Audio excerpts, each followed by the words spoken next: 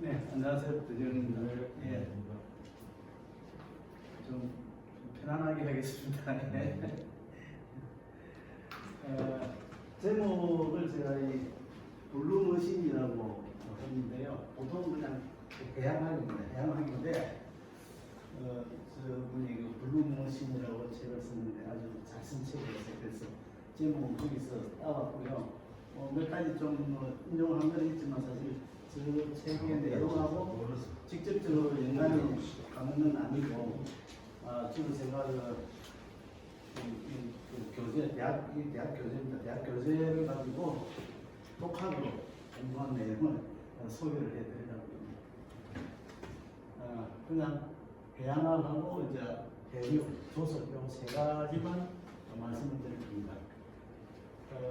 우리가 이제 지구 시스템이 대기권하고 수권, 그다음에 생물권, 직권 이렇게 되어 있는데, 이게 이제 해양학은 그 수권에 속하는 학문입니다.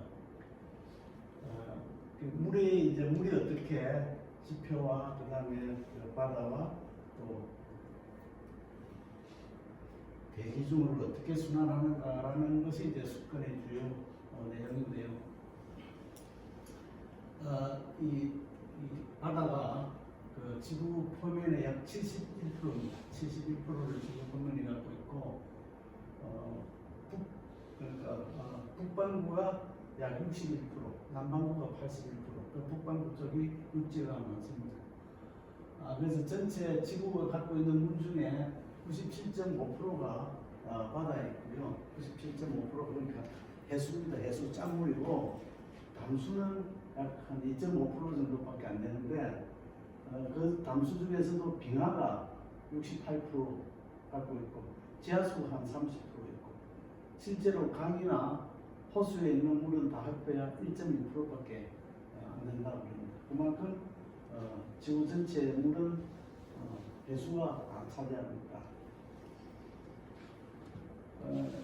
해양학이라고 하는 것은 해양학 분야가 이제 물리, 화학, 생물, 지질, 그 다음에 해양공학 이렇게 이 외에도 여러 가지가 있는데, 오늘 제가 말씀드릴 건 주로 물리 해양학 쪽에 있는 해류하고 조류 두 부분에 대해서만 공부를 해서 소개해드리겠습니다.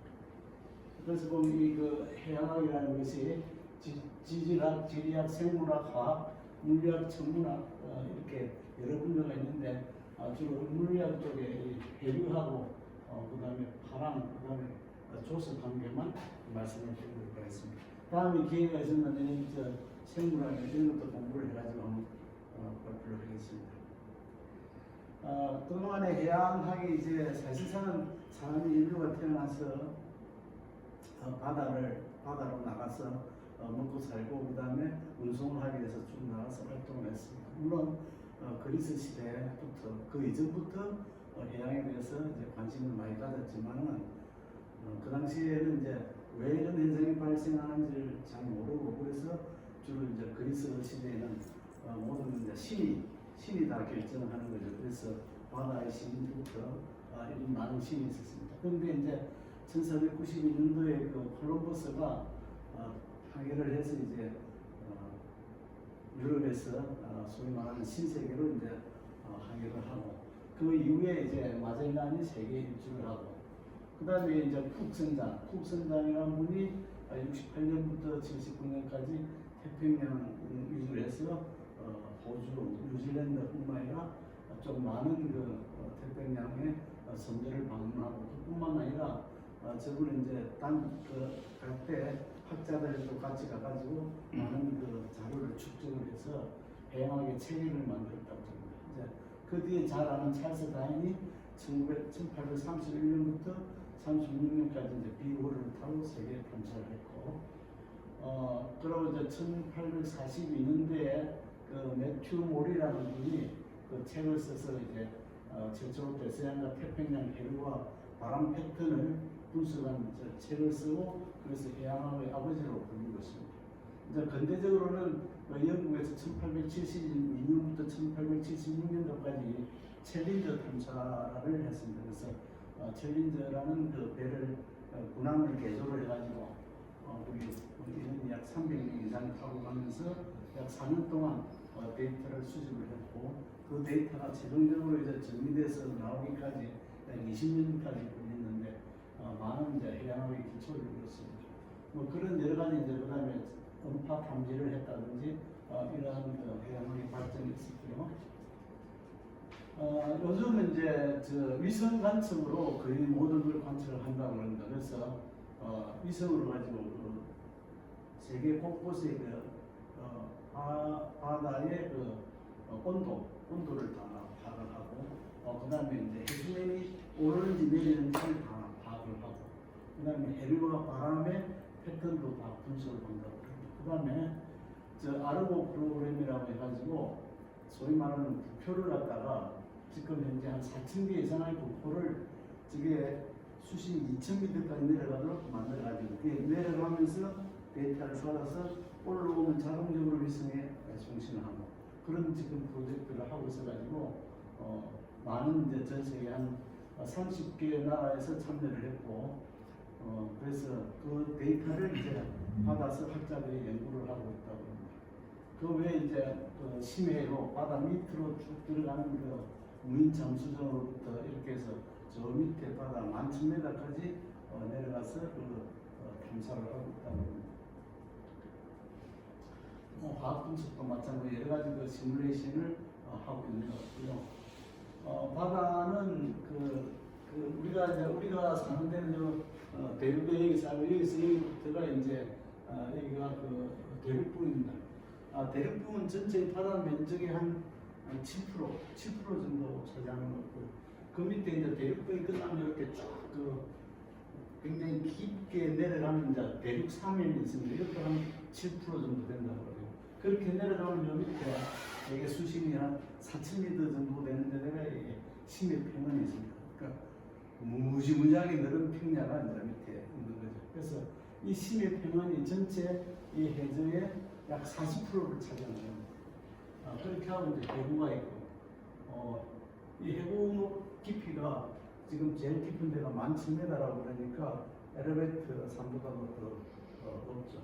그렇게 해서 그 외에 이제 이런 중앙에 해변이 산맥이 있습니다. 산맥이 이거는 이제 주로 화산이 나와가지고 이게 산맥이 형성이 되어 있어서 이 대서양뿐만 아니라 대서양, 그 다음에 태평양, 인도양 거의 모든 큰 바다에는 이런 해령이 다 있습니다. 그래서 이 해령에서 용암이 나와가지고 그 용암이 이렇게 계속 흘러나오면서 이게 벌어집니다. 이게 벌어지다 보니까 이게 점점 밀어내게 되는 거죠. 그래서 태평양, 대서양 이런 바다들이 계속 넓어지고 있고, 태평양은 생긴 지가 약 5억 년 정도 됐기 때문에 여기서 밀려 나온 게 이제 이렇게 이런 트렌치 쪽으로 이제 밑으로 빠져 섭입을 하게 됩니다. 그래서 여기가 이제 마리아나 쪽, 그다음에 그쪽 필리핀 쪽에 마리아나 대륙과 대륙 사이로 해서 지금 빠져 들어가고 있습니다. 그리고 그래서 이제 이게 전체적으로 늘어나는 속도가 대서양 같으면 연간 한 2cm에서 3cm 정도, 태평양은 조금 더 많은 것 같고 한 5cm 정도. 이렇게 해서 대양은 계속 늘어나고 이렇게.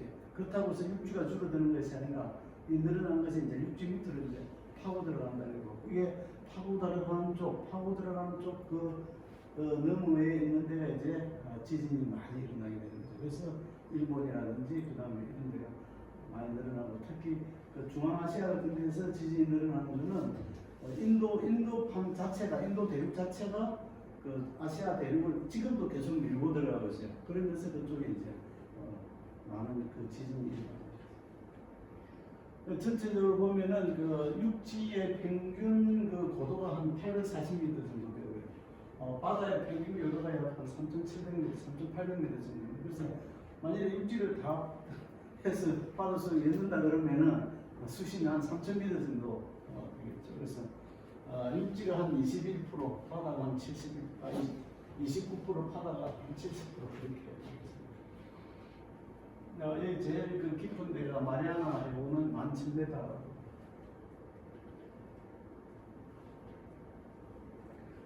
지구 지름이 한 12,750m 정도 되고요. 그래서 이게 지구가 이게 회전을 하기 때문에 적도 부분이 조금 더 깁니다.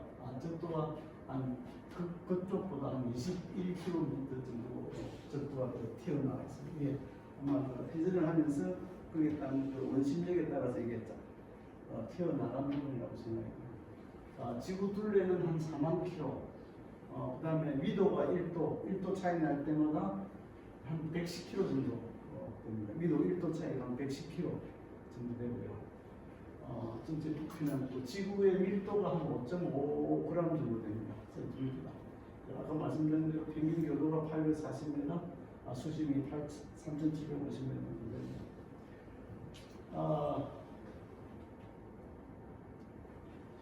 아까 말씀드린 대로 지구 물이 해수가 97.5% 되고 이 바닷물의 평균 온도는 한 3.5도 정도 됩니다. 그러니까 표층은 상당히 높은데 열대지방은 표층은 25도, 30도 정도 되는데 그 바닷물의 그 90%가 거의 저 밑에 아까 3,000m, 3,500m 있는 밑에 있는 물들이 훨씬 양이 많고 그 온도가 대개 0도에서 4도 사이고 평균 온도가 약 3.5도입니다. 3.5도. 그리고 이 물이라는 것이 그 특성상 물의 온도가 3.58도가 때로 제일 밀도가 높대요. 밀도가 높다는 건 제일 무겁다는 거죠. 그래서 그 물들이 다 밑으로 그 무거운 물들이 내려가 있고 그게 온도가 약 3.5도 정도 됩니다. 해수의 평균 염도 그러니까 그 물속에 들어가 있는 그 염분의 양이 34.7 PSU Particles Salinity Unit인가 해가지고 1000개 중에 34개가 소위 말하는 소금을 비롯한 그런 염분이라는 거죠. 그리고 표층수의 밀도는 약 1.027 cm 제곱그램 1.027입니다. 이 해양층은 이렇게 크게 표층, 수온, 약층, 지층으로 되어 있습니다. 표층은 대개 한 200m 정도까지 보고 있고요. 이 표층은 이 바람 위에서 많이 그 파도 치고 해서 표층의 수온은 거의 비슷합니다. 근데 그 이후에 이제 수온 약층에서 급격히 수온이 떨어지고 저 밑에 저층이 있습니다. 빛은 거의 100m 정도까지 내려가고 파란빛만 150m 정도 내려가는데 이쪽에 이제 강압성이 이루어집니다. 그래서 이 강압성이 이루어지는 데는 이산화탄소를 가지고 물하고 해서 포도당을 만들기 때문에 그때 산소가 나오기 때문에 이쪽 표층은 산소가 많고 이산화탄소가 줄어들고 요 밑으로 내려가면 이제 그 이후부터는 이제 산소가 줄어들고 이산화탄소가 많아집니다. 그래서 이 바닷물 속에 있는 그 염분의 그 비율을 보면 염소가 제일 많고요. 그 다음에 나트륨. 그래서 염소 나트륨을 두 개 합하면은 약 80%가 됩니다. 결국 소금이겠죠. 그거에 이제 황, 마그네슘 이런 게 있고요. 이 염분비 일정의 법칙이라는 게 있는데 이 염분의 농도가 그 열대지방에 햇빛이 많고 증발을 많이 하게 되면 약간 더 짜게 됩니다. 그래서 열대지방 쪽으로는 염분이 좀 많고 그 다음에 극지방으로 가면은 그 얼음이 자꾸 그 녹는 얼음이 생기기 때문에 염분이 낮아집니다. 그런데 전 세계 물을 갖다가 조사를 해보니까 그 챌린지호에서 약 300군데의 물을 떠와가지고 이제 조사를 했는데 그 중에 77개 샘플을 가지고 조사를 했더만은 그런 염분은 뭐 34.5도 있고 35도 있고 37까지 올라가는 데도 있고 또는 어느 데는 32도 있는데 요 비율은 전 세계 어느 그 바닷물이나 똑같더라는 이야기죠. 그게 염분비 일정의 법칙입니다. 그게 이제 조사를 해보니까 이 전체 양이 뭐 어떤 데는 34.5, 아까 평균이 34.5라고 했으니까 34.7, 어떤 데는 32까지 뭐 그런 데도 있고 38까지 되는 데도 있는데 그 비율은 요 사이의 비율은 다 일정하더라는 거예요. 그게 염분비 일정의 법칙이 돼가지고 그 이유는 뭐 어디 물이든지 떠와가지고 이 중에서 한 가지만 딱 확실하게 정하면 어떻게 되는지가 이제 다 나왔다는 거죠. 그래서 이게 염분비 일정의 법칙입니다.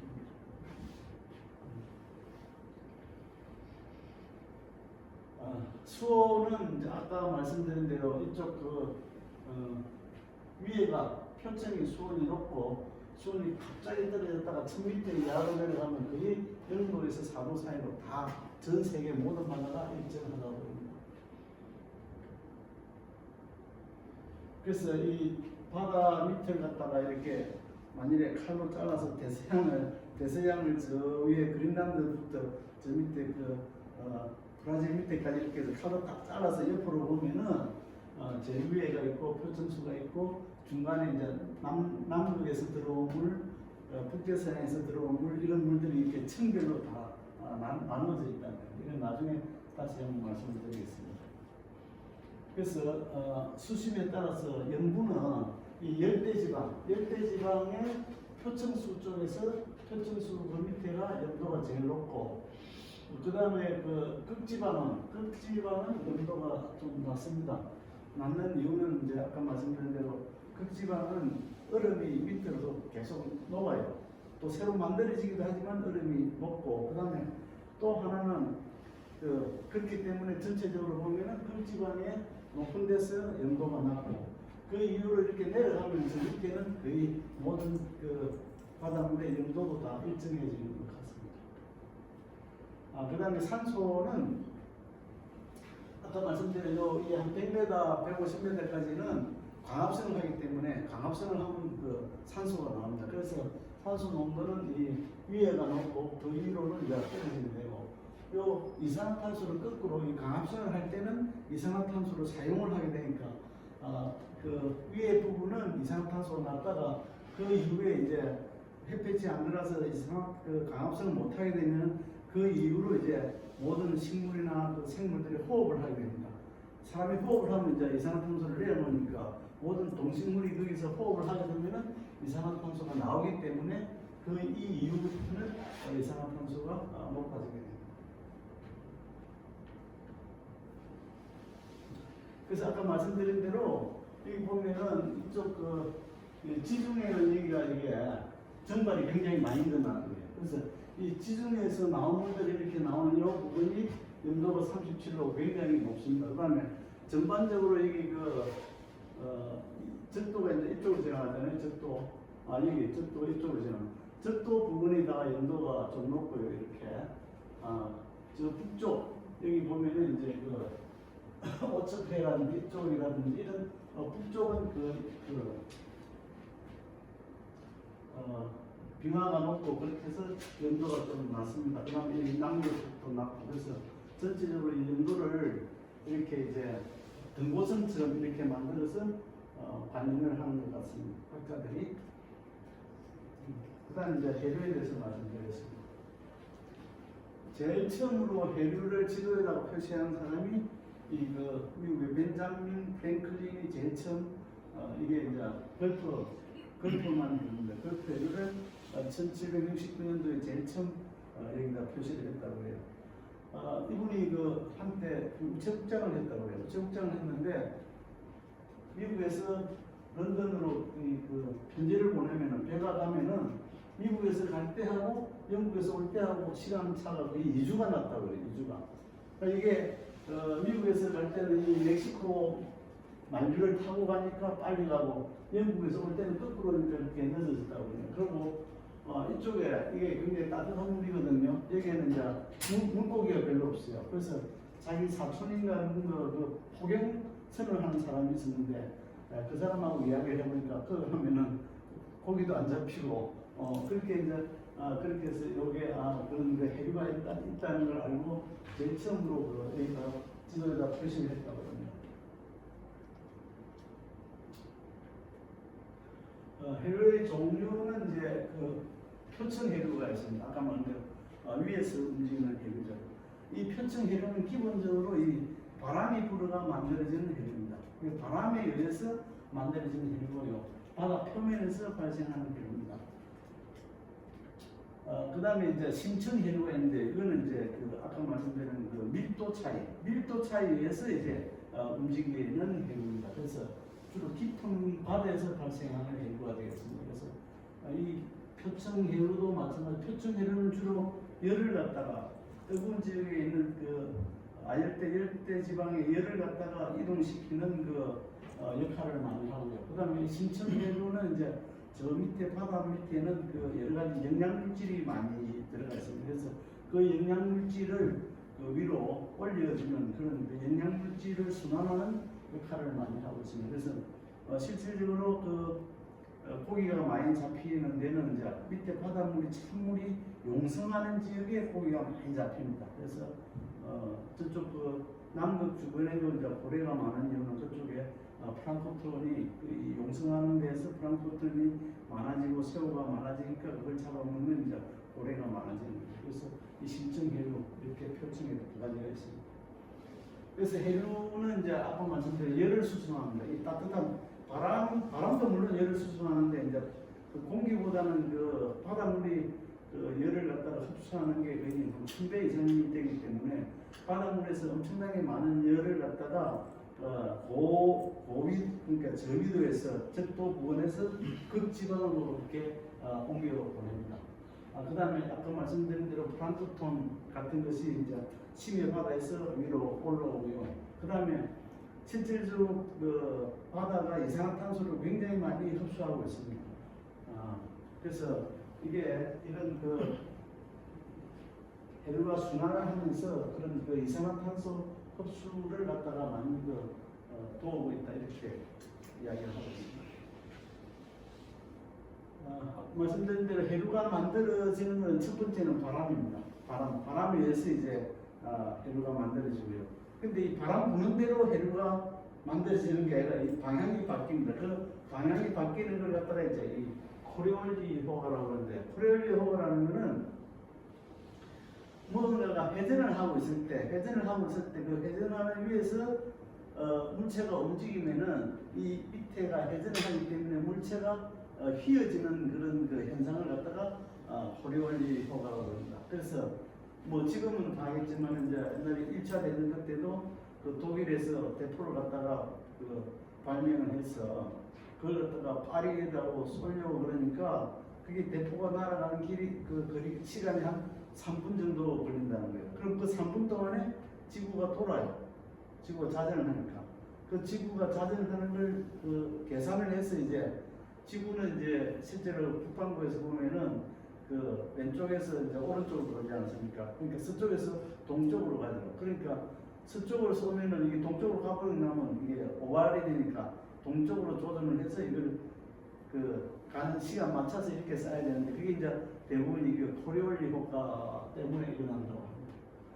그 다음에 이제 아까 말씀드린 심층 해류는 이제 밀도에 의해서 이루어지고 그 다음에 만일에 지구가 전부 다 앞에서 말씀드린 대로 육지가 전부 다 물에 다 잠겨버렸다면은 이 해류가 굉장히 균질했을 거예요. 근데 이 육지가 중간에 있어가지고 해류가 흐르다가 전부 이게 막히는 경우가 많거든요. 이 막히면 뭐든지 가다가 막히면 이제 옆으로 번지는 일이 생기고 그렇게 해서 해류의 모습이 많이 달라진다. 그래서 해류가 생기는 것에는 이 대륙과 해저 또 밑에 해저의 지형에 의해서도 그 해류가 많이 굴절이 되고 그렇게 합니다. 그래서 해류가 형성이 되는 것은 이런 그 원인이 있다라고 말씀드리고 기본적으로는 이제 그 따뜻한 곳에서 이제 공기가 뭐든지 따뜻해지면 이게 밀도가 낮아집니다. 밀도가 낮아지면은 따뜻한데 공기는 이제 이게 위로 올라가는 경향이 있죠. 위로 올라가는 경향이 있는데 따뜻하다는 건 결국은 이제 햇볕에 의해서 따뜻해지는 게 이제 1차적인 원인입니다. 그래서 햇볕이 지구에 비치는데 문제는 지구가 이게 이렇게 딱 수직으로 서 있는 게 아니라 이렇게 둥글다가 보니까 햇볕이 받는 면적이 달라진다는 거죠. 집중도가. 그래서 이 지도 그 적도 부분은 이게 해가 90도로 가지만 다른 데는 이렇게 되면서 이쪽이 더워지는 양상이 틀려지고 이러한 더워지는 양상이 틀려지다 보니까 여기에 이쪽에 그 온도가 이제 달라지고 그 온도에 의해서 바람이 불게 되는 겁니다. 그래서 결국은 바람이 불게 되는 것은 이제 이 지구의 태양열이 어떻게 오느냐에 따라서 이제 거기에 따라서 지구가 대표해서 이제 바람이 부는 거죠. 바람이 부는데 보니까 이제 이쪽 그 열대 지방이 많이 따뜻하고 이 극쪽은 이제 되게 추워지는 거예요. 그러면은 기본적으로 덥다는 거는 더워진다는 건 이게 이쪽 공기의 밀도가 낮아지는 거거든요. 이 밀도가 낮아지면은 이게 위로 올라가게 되고 그쪽으로 빈자리로 이 극지방에서 이제 이게 바람이 들어가 줘야 되는 거죠. 그렇게 돼서 이제 열이 이동이 되는데 이게 만일에 자전이 없는 것 같으면 지구가 자전을 하지 않으면은 그쪽에서 바람이 불어서 이쪽으로 따뜻한 데로 바로 내려오고 여기서 이렇게 올라가야 되는 거죠. 이렇게 해서 하나의 셀로 이렇게 돼야 되는데 이제 그 적도에서는 공기가 더워져서 이제 위로 올라가게 되죠. 여기 위로 올라가는데 이게 올라가는 게 거의 금계면까지 올라가요. 승승 끝까지 올라가요. 공기가 내릴 거는 끝까지 올라가요. 그런데 실질적으로 이렇게 올라가는 것이 아니고 이게 여기에서 여기 30도인데 적도에서 이렇게 올라갔다가 요 위에 가면 차가워져 가지고 다시 내려와요. 여기 극지방이 이렇게 차가우니까 이 공기가 오다가 여기가 60도 부근에 가면 이게 따뜻해져서 다시 올라가야 됩니다. 그래서 여기서 하나의 셀이 생기고 여기서 하나의 셀이 생기고 가운데 이렇게 하나가 생겨가지고 이 30도 부근에는 되게 이게 이쪽 30도, 이쪽 30도는 고기압이 돼서 공기가 위에서 내려오게 되는 거고 60대 부근에서는 이게 저기압이 돼서 공기가 올라가게 되고 그래서 이게 그 제트 기류가 이렇게 생기게 됩니다. 그래서 근데 이제 앞에 말씀드린 이게 지구가 자전을 하다 보니까 이 올라가는 바람은 이 공기를 지구가 이렇게 자전을 하니까 북반구에서 이렇게 오른쪽으로 휘어요. 남반구에서는 거꾸로 왼쪽에서 이렇게 휘게 됩니다. 그래서 바람이 실질적으로 공기가 있더라도 바람이 방향이 틀려지게 돼요. 그래서 그걸 이제 코리올리오 효과라고 그러죠. 그래서 북반구에서는 오른쪽으로 휘고 남반구에서는 이제 왼쪽으로 휜다 이렇게 생각하시면 되겠습니다. 그거는 우리가 북반구에 있으니까 북반구만 생각하는데 실제로 남반구에 가서 보면 이게 왼쪽으로 돌아요. 왼쪽으로 돌게 되어 있습니다. 그래서 이제 우리 바람에 이제 이렇게 이쪽 적도 부분에는 이제 공기가 뜨거워져서 공기가 이렇게 다 하늘로 올라갑니다. 올라가면은 그쪽으로 이렇게 메꿔줘야 돼요. 메꿔주려면은 여기 있는 바람이 이렇게 들어가는데 이쪽에 남반구에서는 왼쪽으로 휘고 북반구에서는 오른쪽으로 휘고 그래서 여기서 내려오는 게 이제 북동무역풍이 되고 여기서 올라가는 게 남동무역풍이 됩니다. 그래서 이 북동무역풍과 남동무역풍이 계속 불게 되니까 여기에 따라서 여기 있는 바다의 물결들이 이 바람에 의해서 흐름이 생깁니다. 흐름이. 근데 요 위에는 거꾸로 여기서는 편서풍이 불어요.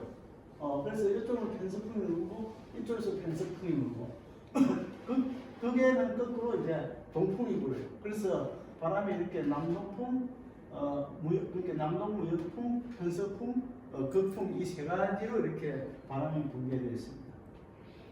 근데 요 중간에 이제 이렇게 이 중간을 이제 인터트로피칼 컨버전스 존이라고 해서 열대 수림대라고 하는데 이 열대 수림대가 아주 특이하게 됩니다. 여기는 이제 이쪽은 아시다시피 여기는 이제 그 공기가 뜨거워서 굉장히 많이 올라가잖아요. 위로 올라가니까 그게 구름이 돼가지고 비가 많이 내립니다. 1년에 거의 200일을 비가 내립니다. 그렇죠? 그렇게 비가 엄청나게 많이 옵니다. 그러니까 아마존이라든지 인도네시아 부분이라든지 그 다음에 저쪽 아프리카 콩고나 이쪽에는 비가 굉장히 많이 옵니다. 근데 이 바다 쪽에는 비가 많이 오는다기보다는 이 공기가 위로 올라가니까 이쪽에 바람이 없어요. 그래서 열대 무풍지대가 무풍지대. 그 바람이 없어서 잘못해서 여기 들어갔다가는 배가 이동이 잘 안 돼요. 그래서 열대 무풍지대가 생긴다 이렇게 보시면 되고요. 그래서 이제 이게 저기압이고 이게 고기압인데 저기압으로는 저기압은 이렇게 북반구에서는 시계 반대 방향을 이렇게 돌면서 공기가 들어오고 고기압은 시계 방향으로 돌면서 공기가 나가게 돼요. 그래서 이쪽으로 오면은 이게 오른쪽으로 휘고 또 오른쪽으로 휘고 이렇게 이 중간에 모이게 되는 거죠. 중간에 모이게 되고 그래서 공기가 밑으로 올라가게 되고 거꾸로 저기압에서는 이제 공기가 하늘로 올라가게 됩니다. 근데 이제 이 발음할 때 아까 말씀드린 대로 이제 코리올리오 효과라는 것이 바람을 이야기할 때는 코리올리오 효과라고 그러고 그 다음에 이 해수를 이야기할 때는 이제 에크만 그 스피럴, 에크만 나선과 에크만 수송이라고 그러는데 바람이 이렇게 불면은 바닷물은 이제 이렇게 이 바람 부는 각도에 처음에는 한 45도 밑에 이렇게 해서 저 밑으로 내려가면은 실제로 이 45도에 90도 방향으로 물이 이동을 하게 된다고 합니다. 그래서 이 물이 이동하는 거는 그 화살표의 평균으로 보면 이렇게 90도로 오게 돼서 그래서 물이 이렇게 90도로 이동을 하게 됩니다. 그래서 북반구에서는 오른쪽으로, 남반구에서는 왼쪽으로 이렇게 물이 이동을 하게 됩니다.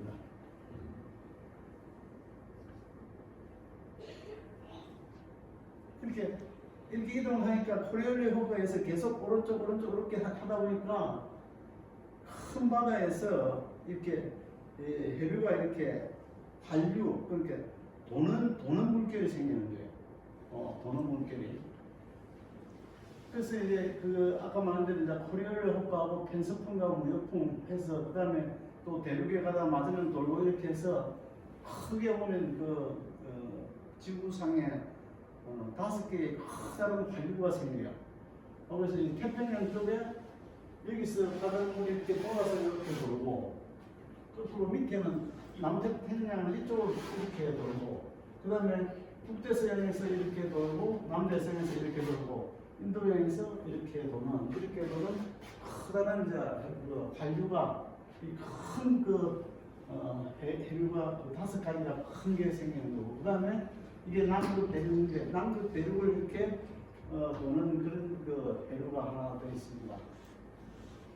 그래서 북태평양에 이렇게 돌다가 보니까 여기 일본 밑에하고 캘리포니아 앞바다에 큰 쓰레기 섬이 생기게 되는 거예요. 이 자본적으로 이게 돌다 보니까 이게 이게 웨스턴 가베이지 패치라고 그러고 이거는 이스턴 가베이지 패치라고 그러고 이게 커다란 쓰레기 더미가 이렇게 생긴다는 거예요. 그 다음에 여기 멕시코만에는 이런 여기도 이제 이렇게 한류가 생기다 보니까 이 가운데에 사라고사 해라는 그런 바다가 있어요.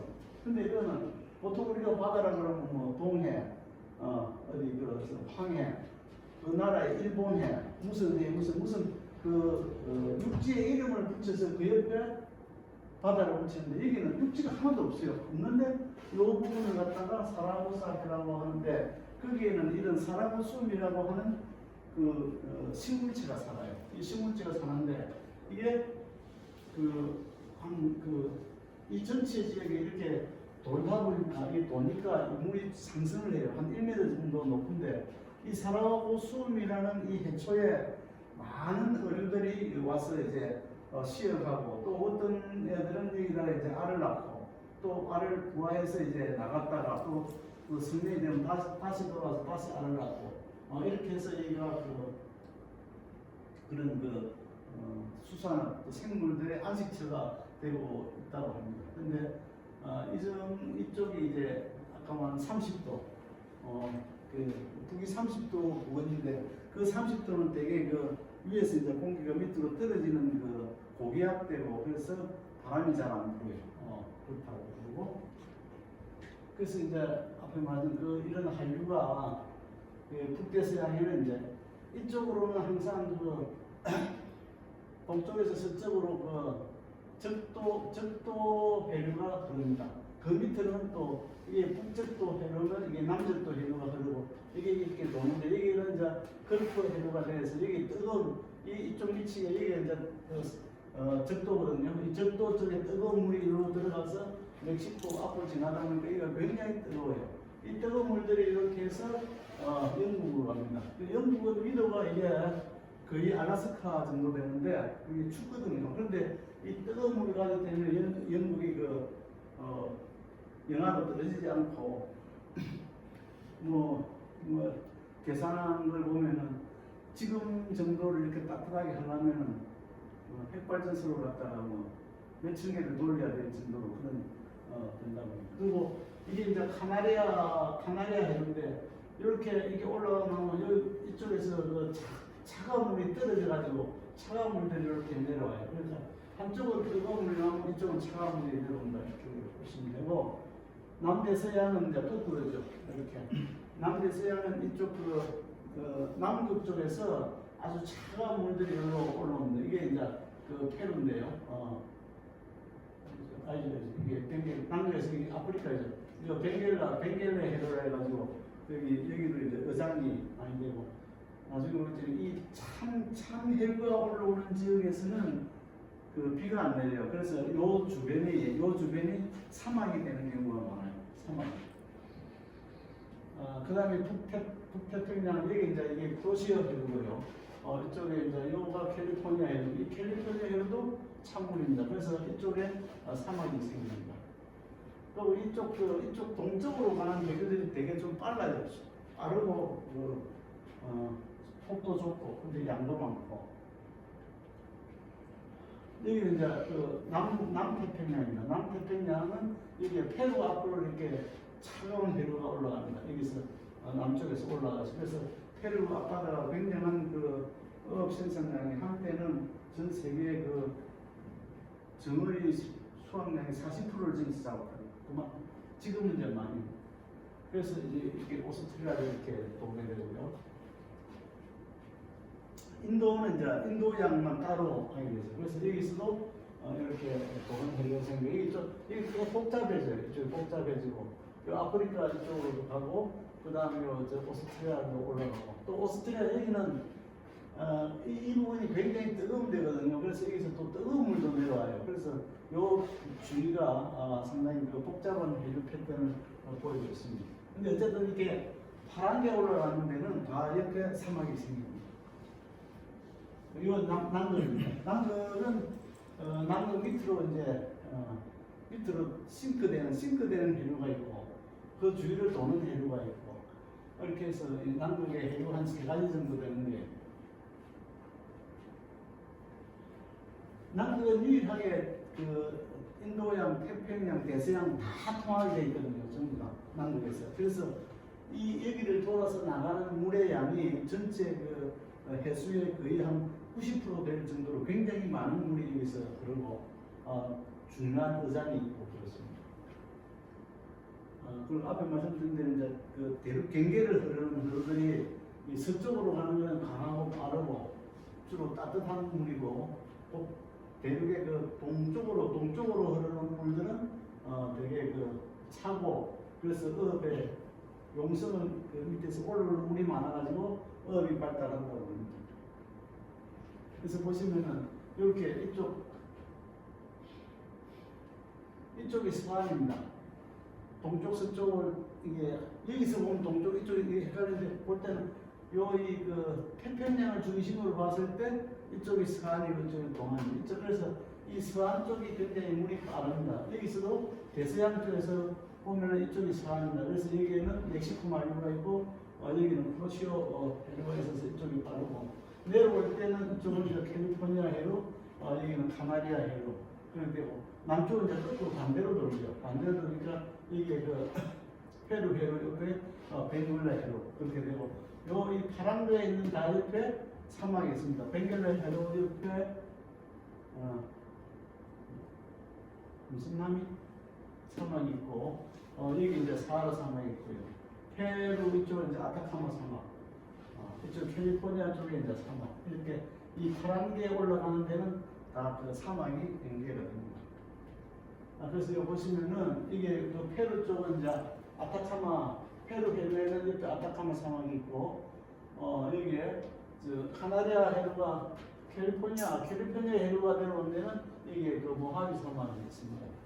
여기 벵겔라 해류가 올라가는 나미브 사막이 있고, 카나리아 옆에 이제 이 사하라 사막이 있습니다.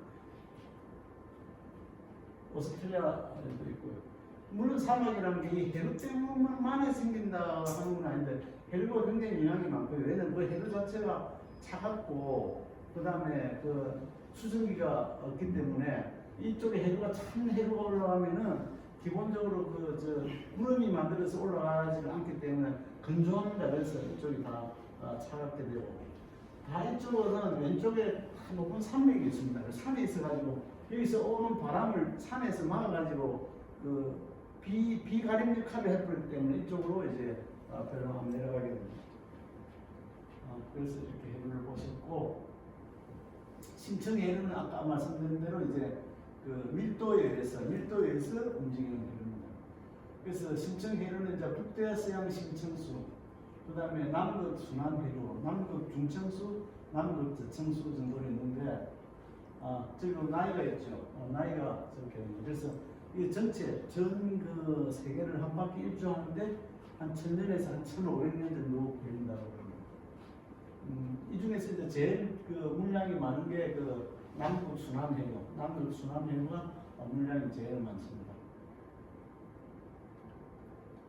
그래서 이렇게 됩니다. 여기 보면은 이게 남극이고요. 이쪽에서 여기서 뜨거워진 물들이 멕시코만으로해서 이렇게 올라가면은 요 위에 덴마크 해협이 있어요. 요 위에 레브라도 해협이 있어가지고 여기 가면은 여기서 뜨거워서 가면서 이제 수증기를 많이 하늘로 날아보내고 그러면은 염도가 굉장히 높아집니다. 염도가 높아진 것들이 올라가서 굉장히 차가운 물을 만나면요, 밀도가 높아지니까 그대로 바다 밑으로 그대로 3000m 밑으로 그대로 직방을 그냥 내려가거든요. 그래서 여기서 내려가고 그 다음에 남극 주변에서도 이렇게 내려갑니다. 그 다음에 하나는 이제 이게 얼음이 얼면은요, 바닷물이 차가워져가지고 기온이 내려가서 얼음이 얼면은 그 얼음을 만들 때 바닷물 속에 있던 소금기는 얼음에서 쏙 빠져버려요. 그래서 얼음은 바다에서 만들어진 얼음도 녹이면은 민물이에요. 그러니까 그 얼음이 만들어지면서 나온 소금이 그 물속으로 들어갈 거 아니에요. 그러니까 그 물의 밀도가 굉장히 높아져요. 그러니까 차가우면서 온도도 낮으면서 밀도가 높으니까 이게 그냥 밑으로 그냥 떨어지는 거예요. 그렇게 해서 이 남극하고 주로 요 세 군데에서 밑으로 떨어지는 물이 다 만들어진다고 합니다.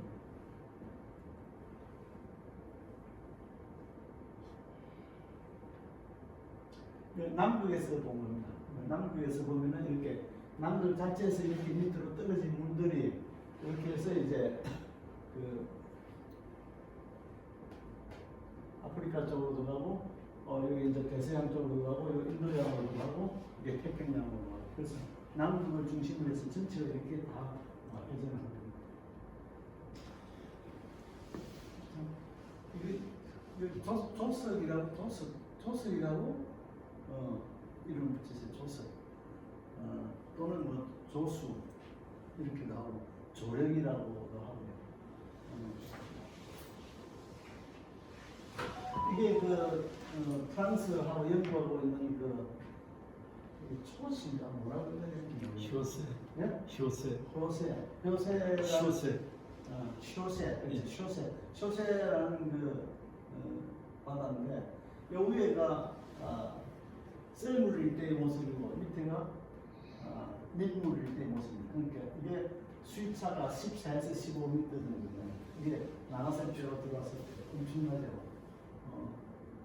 그래서 이게 이제 옛날에 우리 어렸을 때 뭐 물대라고 이야기를 많이 들었어요. 물대. 그때는 이제 배를 가지고 업을 하는 사람들은 이제 어느 정도 물이 들어야 배가 되니까 이 물이 들어오는 걸 좋아하고, 배 없이 그냥 맨몸으로 나가서 일하는 사람들은 물이 빠져야 여와서 이렇게 잡을 수 있으니까, 이렇게 물대라고 하는 거는 주로 이 물이 언제 빠지느냐는 것으로 이해를 했어요. 물대라는 거.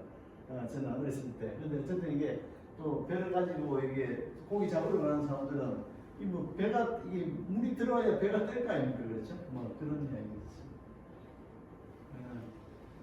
조석이라는 거는 바닷물이 주기적으로 상승과 하강을 반복하는 현상을 조석이라고 합니다. 조석이 생기는 이유는 첫 번째는 중력입니다. 달이 있어가지고, 달과 우리 이제 지구에 중력을 미치는 천체는 가장 가까운 달하고, 그 다음에 태양이죠. 제일 큰 태양. 요 두 가지가 중력이 발생해서 하는데 이 달의 영향이 태양보다 거의 한 2배 정도 많아요. 그건 뭔가 하면 이 가깝기 때문에 달하고 달이 굉장히 가깝기 때문에. 그 다음에 두 번째는 이게 지구가 돌기 때문에 지구가 돌지를 않으면은 별 문제가 없을 거예요. 지구가 돌기 때문에 지구가 한 바퀴 도는 거하고 또 이 달이 한 바퀴 도는 거하고 또 틀려요. 그래가지고 이게 시간 차가 막 생기고 그렇게. 지구가 도는 거하고 그다음에 중력 때문에 저 조석이 발생한다. 달은 이제 요걸 하려면 달을 조금 이제 알아야 돼. 달은 이 지구에 비해서 직경이 지구 직경이 한 4분의 1 정도 되거든요. 그런데 직경에 대해서 이제 그 부피를 구하려면 그게 3배 차이가 나야 되고 그다음에 밀도 차이가 나요. 그래서 실질적으로 질량은 지구의 80분의 1 정도 돼요.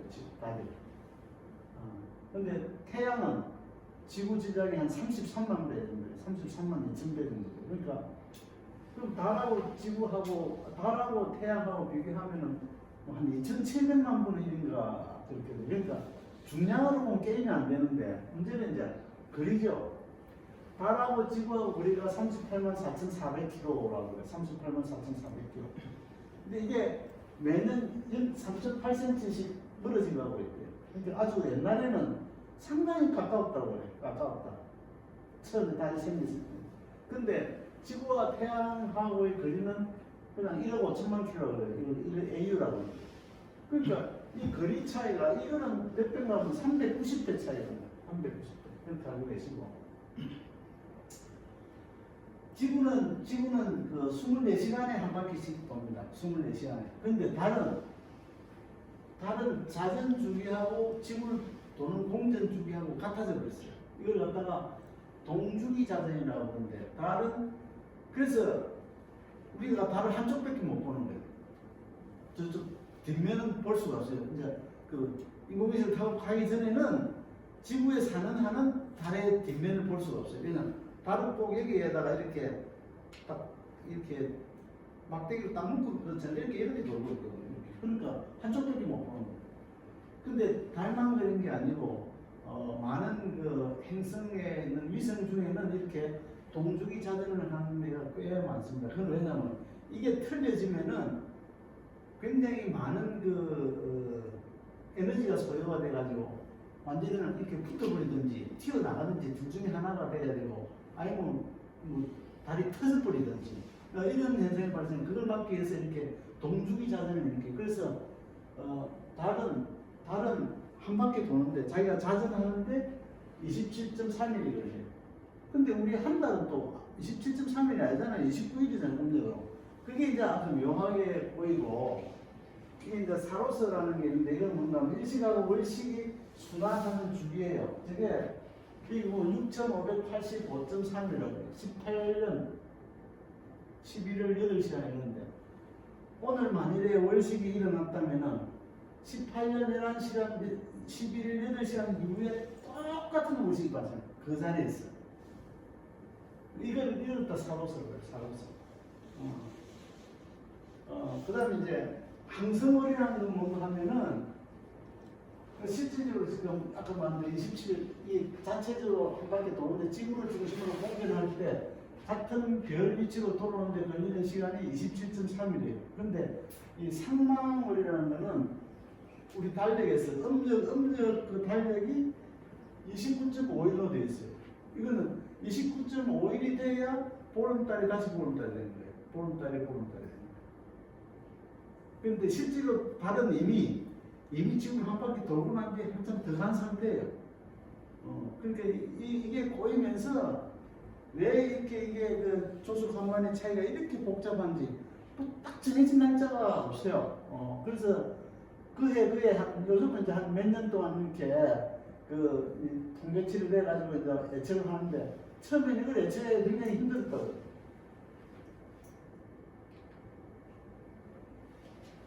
그래서 아까 보시면은 지금 그 달의 지름, 지구의 지름, 태양의 지름, 뭐 부피, 밀도 이렇게 해서 이걸 비교를 했을 때 지름은 지구가 이럴 때 달은 0.27이고 태양은 109, 부피는 130만 배 정도 차이가 나죠.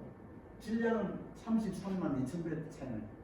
그러니까 이 질량하고 따지면 이제 중력이라는 게 질량과 그 다음에 거리의 그 상관관계인데, 질량으로 따지면 달이 뭐 게임이 안 될 것 같은데 거리가 가까우니까 실제적으로는 달의 영향이 더 커졌다 이렇게 할 수 있습니다. 그 이제 이게 그 조석이 일어나는 걸 갖다가 조석 생성력이라고 그래요. 타이달 제너레이티브 포스라는 게. 이 조석 생성력은 이게 이제 이거는 그 상수고 중력 상수고, 이제 이걸 조석 생성력이라 하면은 요거는 이제 이 그 질량입니다. 질량. 요거는 거리. 근데 조석 생성력은 중력은 거리의 제곱에 반비례하는데 조석 생성력은 거리의 세제곱에 반비례해요. 왜 중력은 제곱에 반비례하는데 왜 이 그 조석 생성력은 세제곱에 반비례하느냐? 이게 이 조석력이라는 것은 중력의 위치별로 중력을 받는 힘의 차이에 의해서 발생하거든요. 그러니까 중력의 차이, 그러니까 달하고 제일 가까이 있는 쪽하고 달의 반대쪽에 지구의 반대쪽하고는 중력이 달로부터 받는 중력이 다른 거예요. 이 다를 때 다 이게 그레디언트 있어요. 다시 말하면 그게 있는 거죠. 그래서 그걸 구하려면은 그레디언트를 구하려고 그러면은 미분을 해야 돼요. 미분.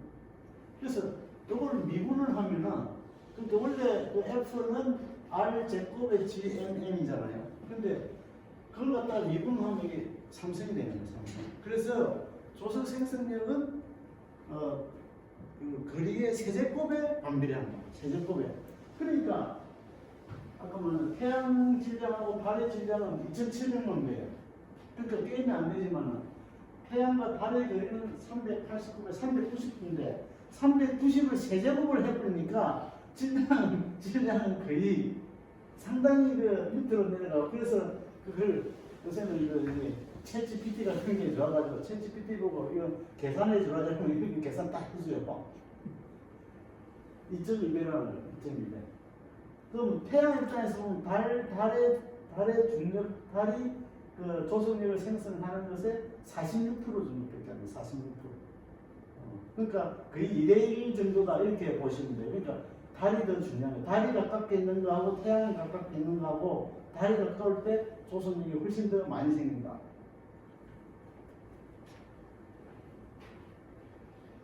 그리고 이제 이걸 가지고 돌리면 이렇게 뺑뺑뺑뺑 돌다가 이걸 놔버리면 도망치잖아요. 이게 이제 거의 많은 학교에서, 아직도 학교에서 가르칠 때는 이렇게 가르쳐요. 학교에서 가르칠 때.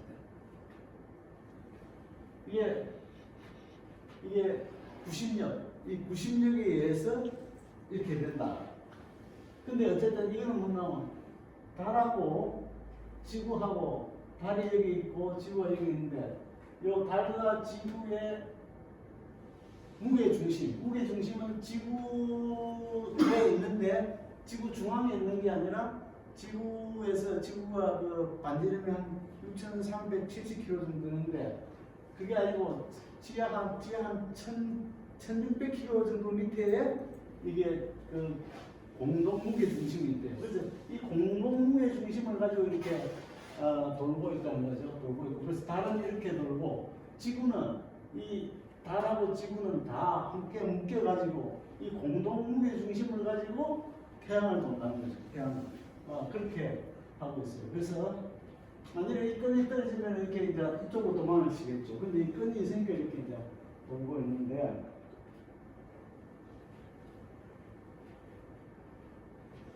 그 이제 달이 있으니까 달에서 이렇게 이제 잡아 당기잖아요. 그러면 달의 중심을 통해서 이제 이게 지구에 있는 물건들이 이제 당겨지겠죠. 그러니까 이 가운데 있는 놈을 똑바로 이렇게 갈 거고, 여기 만약에 이게 이제 이걸 천고 이렇게 표시가 하더라고요. 요걸 이제 달 쪽으로 이렇게 했는데 여기 있는 것들은 이렇게 가는 게 아니고 비스듬하게 이쪽으로 간다는 거예요. 이쪽으로. 그래서 이게 달의 중력이에요. 달의 중력. 근데 여기가 이 중력이 지구 전체를 보면 여기하고 여기하고 중력의 크기가 많이 다르다는 거죠. 여기가 중력이 제일 많이 받고 여기는 중력을 제일 적게 받는 거예요. 일단 중력은 이렇게 합니다.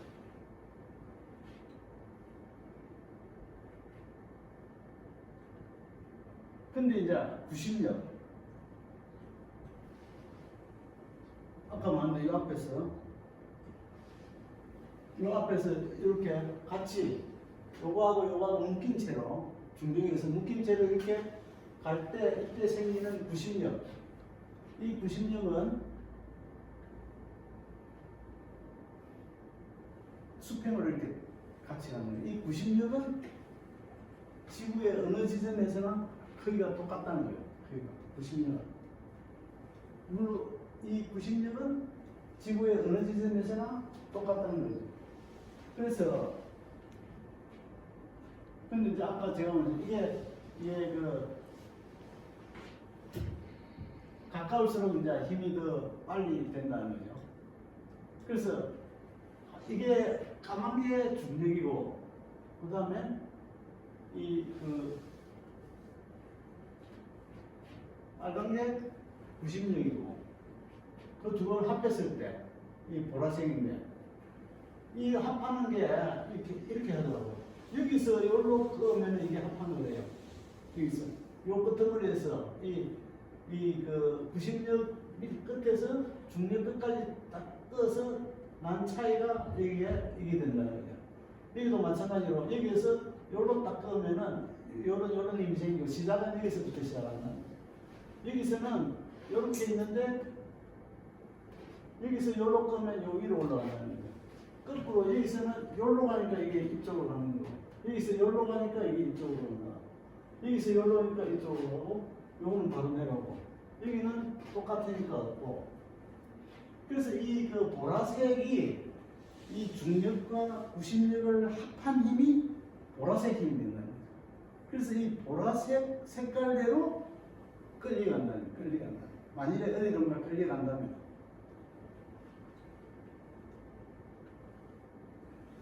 그래서 이런 이제 그 조석 생성력이 이렇게 만들어진다는 거죠. 만들어지는데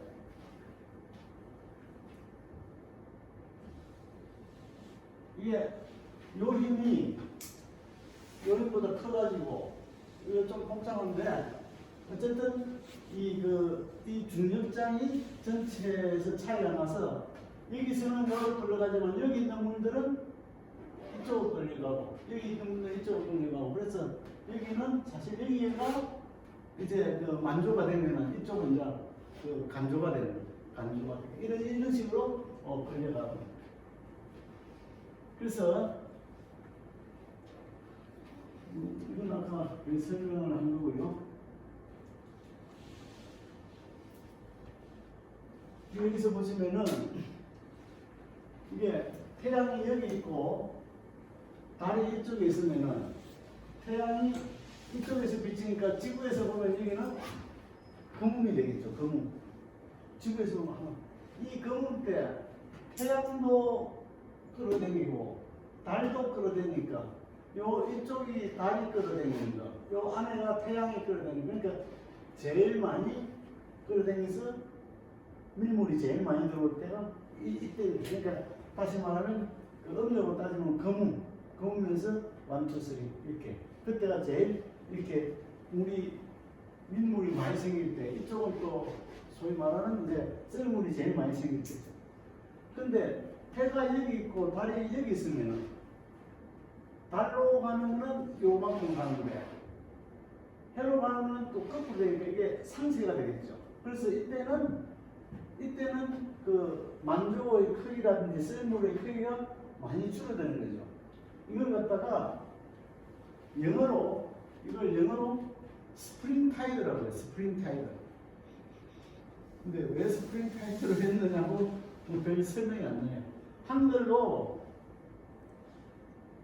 뭐 번역을 잘못하고 봄 조석 무슨 그 뭐 이러는데 한글 이게 뭔가 하면 사리 여기 조금 이렇게 해석하는 게 제일 많아요. 이게 사리 때 이게 조금 되는 조금 사리 때와 조금 되는 이렇게 설명하는 게 제일 맞을 거예요. 사리 때하고 조금 때.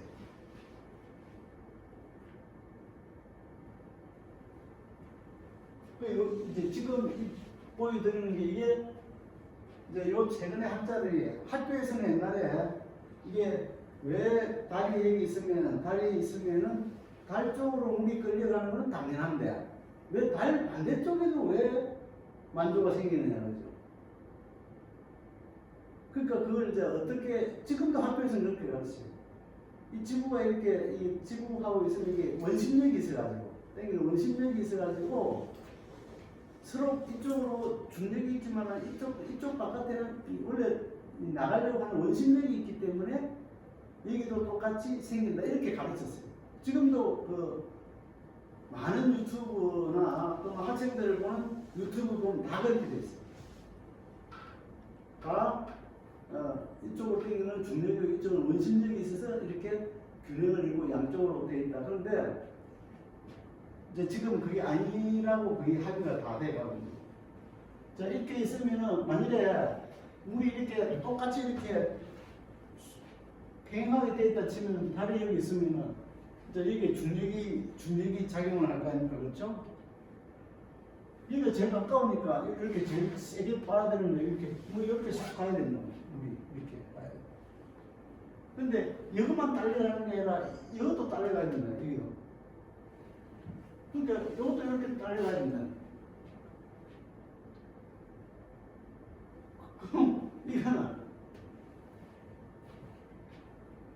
딸려를 갔는데 딸려가고 이거보다는 이게 더 많이 딸려가고 이거보다는 이게 더 많이 딸리기 때문에 딸려가고 남은 것이 이게 남는다. 이렇게 씁니다. 여기 더 많이 딸려가고 두 번째 여기도 딸려가고 여기도 일부는 딸려갔는데 그래도 남은 거 이게 이보다 더 많이 딸려가니까 이게 남은 것이 양쪽으로 만조가 생기는 이유가 이렇게 씁니다. 그러니까 왜 원심력으로 설명을 하면 안 되느냐? 왜 원심력으로 설명하면 안 되느냐? 그러니까 원심력이라는 것은 실질적으로 있는 힘이 아니고 그거는 가상의 힘이다. 앞에서 봤듯이 이게 나가버리면 저 멀리 튀겨 나가버리지 이렇게 있을 리가 없다는 거죠. 있을 수가 없다는 거죠. 만약에 원심력으로만 계산하면. 그래서 지금은 이렇게 설명을 하고 있어요. 이렇게. 근데 직관적으로 뭐도 안 맞는 것 같죠. 직관적으로. 아까 말한 원심력으로 하면 직관적으로 딱 맞잖아요. 그 다음에 이제 두 번째 원심력이 아니고 그러면 관성이라는 게 있지 않느냐. 원래 이게 돌고 있었지 않느냐. 원래 돌고 있었으니까 그 관성에 의해서 있을 수도 있지 않느냐. 그러니까 그거는 어차피 지금 이 지구라는 게 물만 있는 게 아니고 뭐 그냥 동그란 그 구슬 위에 물이 있는 게 아니고 육지가 다 있고 한데 이게는 그 물이 왔다 갔다 할 때 그 아까 우리가 해저지형을 봤지만 해저지형이 엄청 복잡하거든요. 그 마찰력이 생겨가지고 관성력 가지고는 도저히 있을 수가 없는 일이에요. 그래서 지금은 이걸 갖다가 이제 이 중력이 맞는 위치에 따라서 중력의 차이가 나는 그걸 기조력으로 한다. 이렇게 해석을 하고 있어요. 그래서 결과적으로 이제 이게 우리가 살고 있으면 달이 여기 있으면은 그 달 쪽으로 이렇게 이제 쭉 가고 있는 거죠. 그래서 이렇게 한 바퀴 도는데 이게 이제 그 만조가 되고 간조가 되고 이렇게 해서 이렇게 돌아가면서 일어나고 이렇게 만조가 되는 데를 스프링 타이드 이렇게 간조가 되는 데를 립 타이드라고 설명합니다. 우리나라 말은 그냥 만조, 간조 이렇게 설명하고 어떨 때는 살이 조금으로 설명하고 그렇게 해요. 근데 아까 말한 공전 주기가 틀리잖아요. 이렇게 한 바퀴 딱 그냥 이것만 돌라 그러면은 그 24시간, 그 27일이면 딱 끝나는데 실제적으로 29점 한번 하루 도는데 50분을 더 돌아요. 그래서 이 조석 주기가 24시간 50분으로 50분을 더 돌게 됩니다. 그래서 보면은 이제 첫날은 이게 새로운 달입니다. 그러니까 금운이죠. 이때는 태양하고 지금 달하고 지금 일찍 새니까 이게 굉장히 크게 되는데 만조가 크게 되는데. 그러니까 이게 7.4이 되면은 이게 되면은 이제 이쪽은 조금이 되고 이쪽이 이제 사이가 됩니다. 이렇게. 그 다음에 14일 되면 이제 거꾸로 됩니다. 그러니까 똑같이 이렇게 만족안정 이루어지더라도 이렇게 달하고 저 태양이 이렇게 될 때가 더 많이 나오고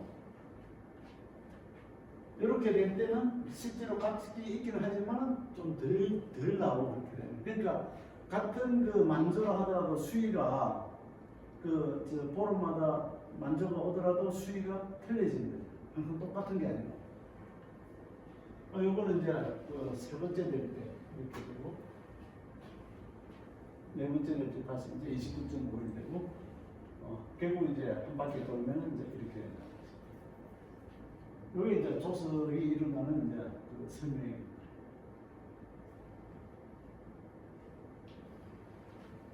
어느 게 맞겠습니까? 다리 1번이 맞겠습니까? 2번이 맞겠습니까? 2번. 저보다 어느 게 맞을 것 같아요? 2번이 맞을 것 같은데. 네, 2번이 맞습니다. 2번인 것 같은데? 다리 항상 오른쪽부터 작아요. 맞습니다. 이게 그렇게 생각하시면 안 됩니다. 오른쪽이 자란다고 생각하면 돼요. 오른쪽이 자란다. 오른쪽. 그러니까 여기서부터 이렇게 오른쪽이 커간다고요. 계속 커가다가 여기서부터는 죽은 쪽도 이렇게 커간다는 거예요. 이렇게 그렇죠? 그렇게 그 만반으로 이제 이렇게 돼요. 이렇게 오른쪽이 이렇게 항상 오른쪽에서 시작을 한다 이렇게 생각하시면은 맞게 됩니다.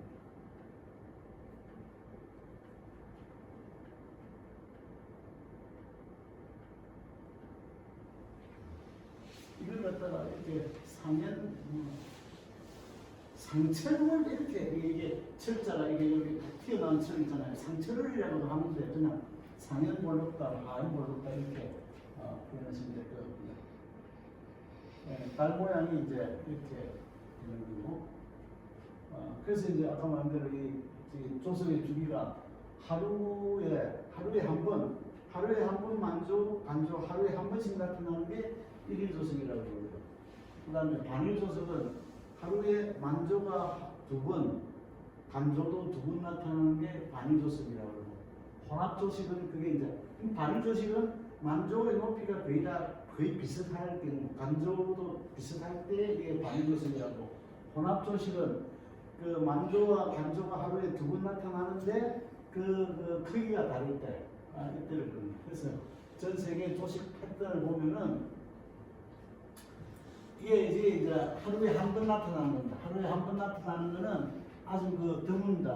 이런 데 하고 멕시코만 하고 이렇게 아주 드물어요. 그래서 아주 이렇게 많지는 않다는 거죠. 그래서 이렇게 나타나고, 그다음에 실제로 세계 해안의 거의 대부분은 반일 조석이나 또는 혼합 조식이 세계의 거의 대부분이고, 이렇게 일일 조석이 나타나는 것은 특별한 지형적인 영향입니다. 이게 멕시코만이라든지 이게 자바, 수마트라 이쪽에 물이 육지들이 많아가 물이 마음대로 왔다 갔다 하지를 못해가지고 거의 그냥 고여 있다시피 해서 그냥 조금씩 올라갔다 내려갔다 하는 경우만 일일 조석이 있고, 그 다음에 이제 나중에 가서 보면 달도 이게 편차 운동을 하거든요.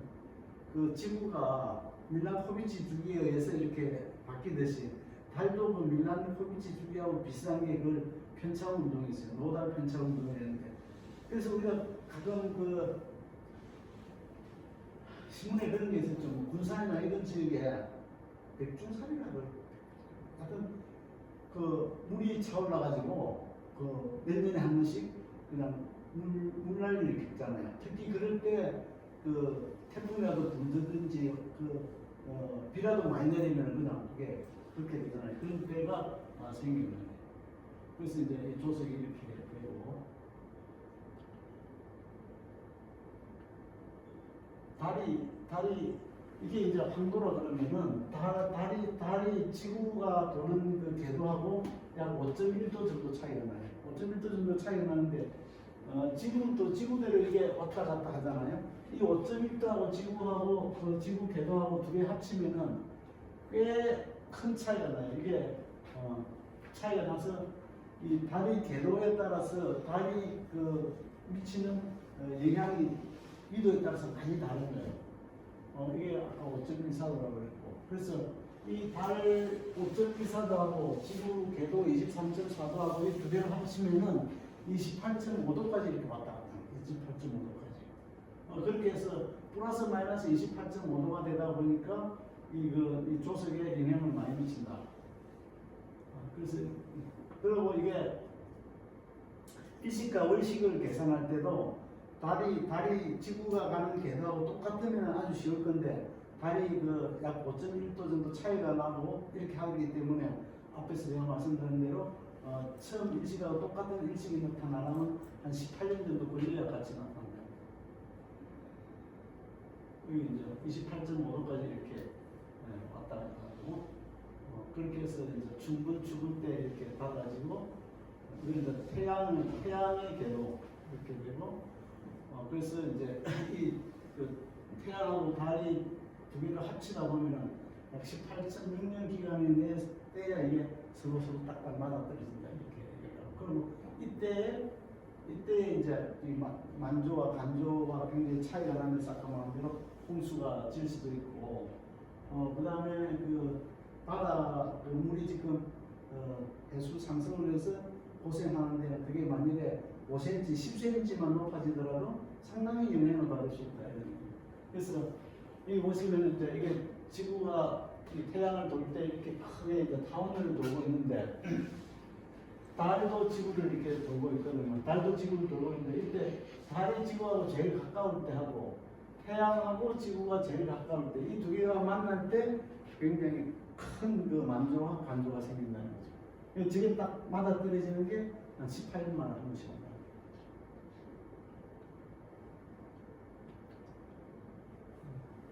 아까 말씀드린 가까울 때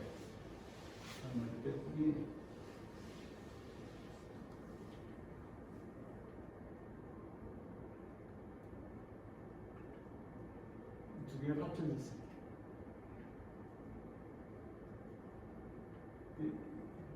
이건 이제 달에 따라서 만조와 간조가 틀려지는 거죠. 그래서 조석이 이제 이렇게 이게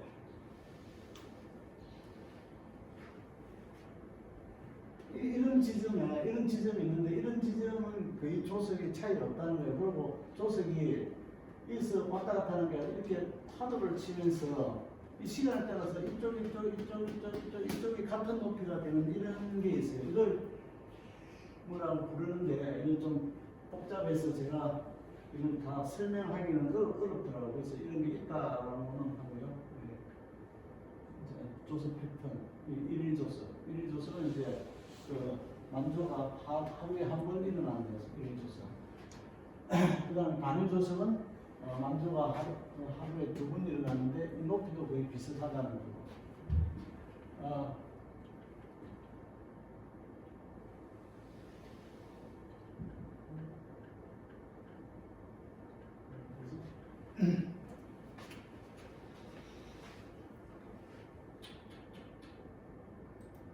배터리 전원을 불러해서 이게 이제 반일 조석입니다. 반일 조석은 아까 혼합된 반일 조석. 이게 이 만조가 이렇게 되는데 다음 만조는 이만큼 이거보다 낮은 거고 그 다음에 간조도 이게 내려가는 거하고 이게 차이가 나는 게 이걸 이제 혼합 조석이라고 이렇게 합니다. 혼합 조석.